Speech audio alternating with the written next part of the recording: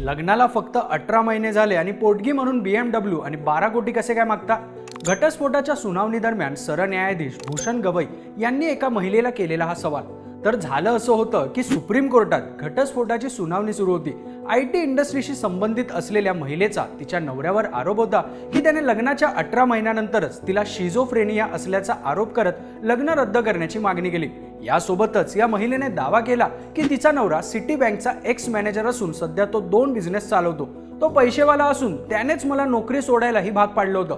त्यामुळेच घटस्फोट झाल्यानंतर पोटगी म्हणून 12 कोटी रुपये, BMW कार आणि मुंबईत फ्लॅटची मागणी या महिलेने केली होती.